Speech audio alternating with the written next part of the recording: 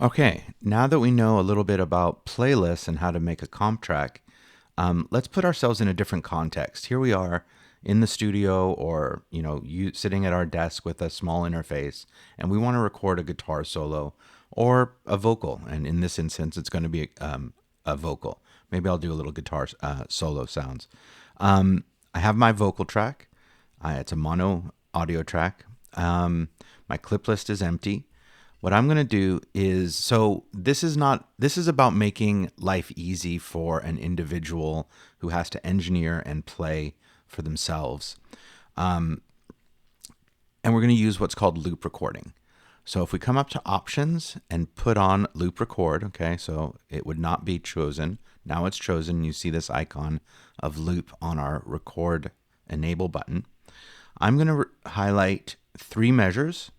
One, I'm giving myself a measure of count in, more or less, before I have to sing or solo or play for a measure. And then I have a measure of what I'll call post roll. The clip list is empty, so that's something to pay attention to as I do this. And I'm going to do it 3 or 4 times. I'm going to hit record enable. I'm going to hit play. 1, 2, 3, 4. Down, ticka ticka down, ticka ticka down, down, ticka ticka down, ticka ticka down. Wow, wow, wow, wow, wow, wow. 1, 2, 3, 4.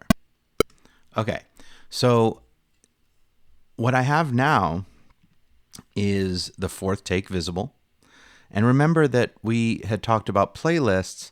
Well, look, there are no playlists available here. But I do have access to all of the takes. So if I wanted to, I could more or less kind of, get rid of this one, just delete it because it's still in the clip list. Nothing is gone.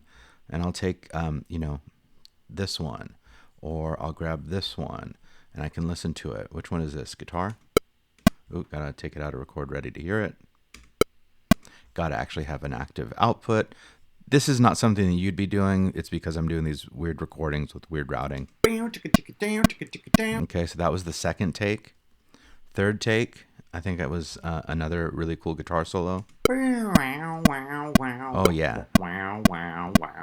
Totally. So there's always that way of doing it. But let's combine the idea of loop recording. So this is already useful. I'm able to, record a number of takes. By the way, I'm going to do something that I'm going to come over to this triangle and I'm going to clear my playlists. You have the choice of just getting them out of the session, getting rid of the source files altogether. And since this is garbage, I'll just go ahead and move all that to the trash. All right, so back to this. I'm going to take out my active playlist, put myself back into record ready. Now, I need to come over to the preferences, and I'm going to come over in the operation tab to where it says automatically create new playlists when loop recording. All right. I'm not entirely sure why I wouldn't want this. I do consider the playlist to be a pretty elegant way to manage multiple takes, as demonstrated in that first video. So I'm not sure why I would have this unchecked, but it defaults as unchecked. So I'm going to do my same 3 measure loop. My loop record is still enabled. 1, 2, 3, 4.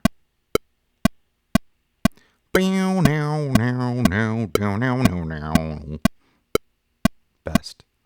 1, 2, 3, 4. All right, so I'll stop there. You get the idea.